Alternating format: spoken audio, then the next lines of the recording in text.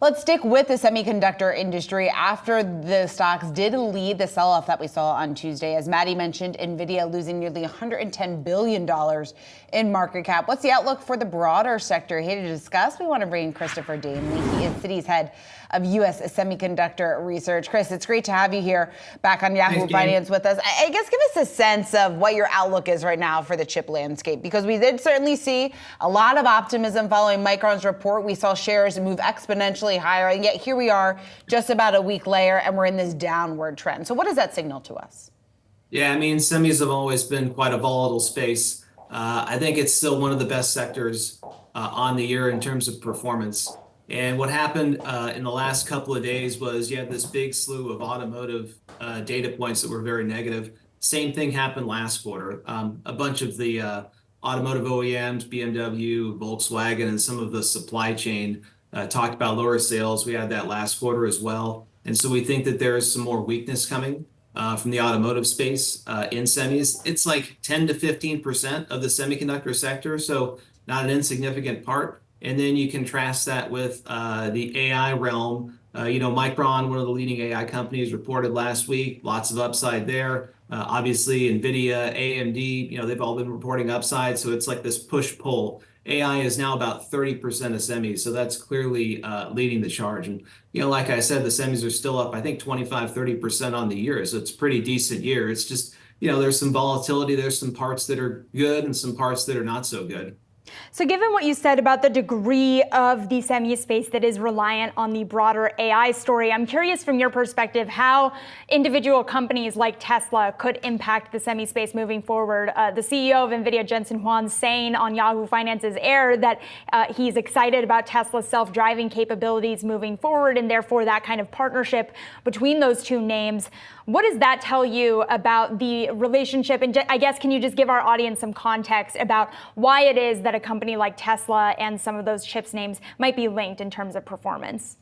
Yeah, I'm glad you asked that question. So if you look at the AI space and where the bulk of the spending is coming from, it's the cloud companies. So the big four, that's Amazon, Microsoft, Google, and Meta, Facebook, Meta, whatever they're calling themselves these days. They're responsible for the bulk of the spending. But then you also have other companies that are starting to spend more on AI, like Tesla. So I'd say for investors out there, number one, you really want to look at the capex of what the big four cloud companies are doing. It seems like their capex has been moving up every quarter. That's the thing that we're going to be watching most during earnings. But then you also have other companies like Tesla that are getting into the space. But really, I would say focus on the big four, and in particular, what the outlook is for next year. Now, if you look at the main AI companies, in semis, number one is NVIDIA, obviously. Number two is a company called Broadcom. Then number three is AMD. We expect AMD to raise their AI forecast again during earnings. You've had consistent upside from Broadcom, from NVIDIA. That should presage very good spending by those cloud companies. Chris, when you take a look at some of the other top picks that you have within the sector, you have ADI, Analog Devices, as your top pick. You moved it to your top pick because you believe more of that lower downside risk in autos versus some of those other analog names. Walk us through that investment thesis and I guess what you think that upside opportunity looks like here for ADI. Yeah, good question. So yeah, we just did get a little more defensive, really from a broader space on semis. Because of that volatility you talked about, there's going to be some companies that are going to be taking numbers down during earnings. So Analog Devices is known as a defensive stock. Remember, we're cautious on the automotive space and a couple of others. We've seen some cooling in the PC market and also the handset market. So these are two of the larger markets for semis. ADI is known as what you would call a defensive play. We also got a little more defensive on the semiconductor equipment space. Overall, as spending has come down in semis because of some of this weakness.